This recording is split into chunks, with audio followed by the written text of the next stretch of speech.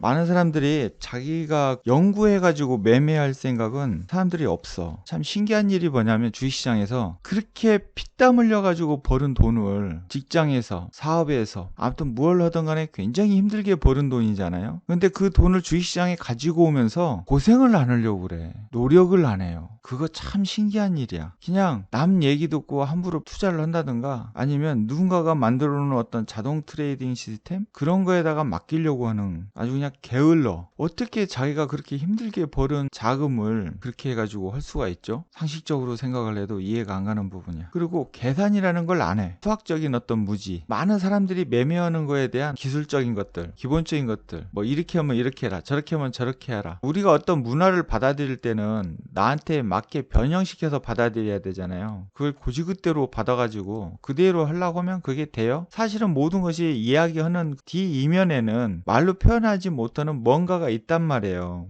어떤 감정적인 부분, 그리고 어떤 직감적인 부분, 어떤 숫자로 표현할 수 없는 그것까지 여러분들한테 전달되지는 않는다는 거야. 다만 그렇구나라고 하고 참고사항을 할 수는 있겠지만 많은 사람들은 굉장한 것인 줄 알고 본인의 어떤 매매 원칙, 규칙이 없다라는 거예요. 그러다 보면은 힘들지. 장이 이렇게 빠질 때는 더 힘들고 그러다 보면 이런 일 당하는 거지 뭐.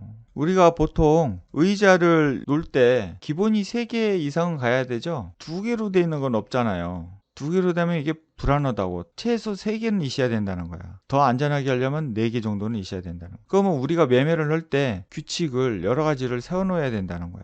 이게 군중 심리하고 구별을 하셔야 된다고. 군중 심리에 휩쓸리면은 그냥 골로 가는 거예요. 단체 행동에서 나와야 된다고. 근데 많은 사람들은 독립적인 심리를 하면 외로워. 그리고 자기가 맞는지 안 맞는지 불안해. 그래서 군중의 심리에 쫓아가. 근데 군중의 심리는 거의 대다수가 맞는 경우가 없어요. 남들이 좋아라 할 때 나는 뒤로 빠지는 거고 남들이 싫어할 때 다가가가지고 다시 한번 바라보는 그런 것들이 굉장히 중요한 거잖아요. 역발상 투자죠 이게. 논리적인 트레이딩 시스템이에요.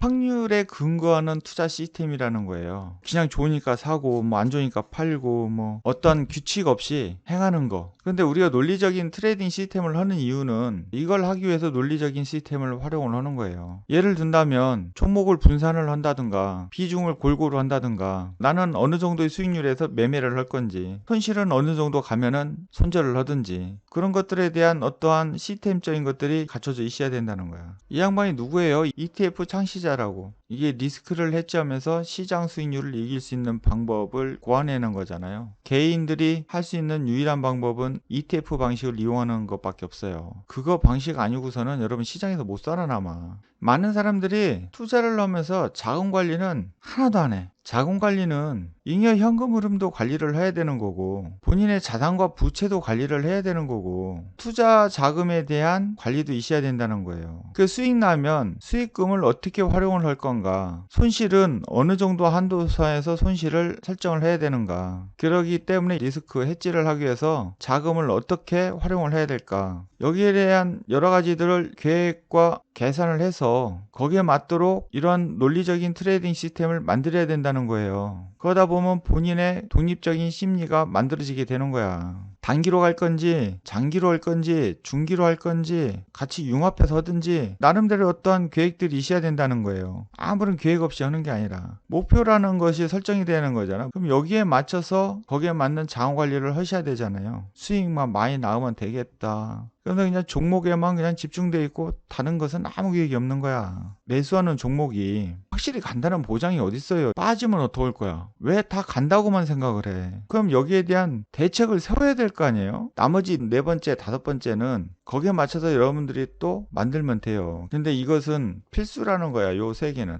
그전에도 얘기하고 지금도 얘기하고 앞으로 또 다음에 또 얘기할 것들도 여기서 크게 벗어나지 않는다고. 말만 바꿀 뿐인 거지 내용은 똑같아. 그런데도 불구하고 많은 사람들은 여기서 계속 벗어나는 행위를 한다는 거야. 그것도 참 신기한 일이야. 식상한가 봐. 맨날 똑같은 얘기 들으니까 식상한 거야. 뭔가 새롭고 짜릿하고 새로운 정보를 받아들이려는 그런 모습인 것 같아. 얼마큼 더 새로운 정보를 받아들여야 되나요? 이 세상은 옛날이나 지금이나 역사는 반복이야. 계속 시대가 바뀌어가면서 기술이 발달하다 보니까 어떤 그런적인 부분에서는 약간의 차이는 날 수 있지만 그 생태계의 변화는 크게 바뀌는 게 없다라는 거예요. 왜냐하면 사람의 심리는 다 똑같기 때문에 그런 거야. 지금 사람이나 100년 전 사람이나 앞으로 100년 후의 사람이나 그 심리는 똑같다고요. 왜냐하면 하나님이 인간을 창조할 때 딱 그 유형으로 창조했기 때문에 그 창조는 그게 시간이 바뀌어도 그 원리는 바뀌지 않아요. 이 적절한 자원 관리는 기반을 형성하는 거예요. 발판을 만들어서 다음을 더 도약할 수 있는 굉장히 큰 거라고요.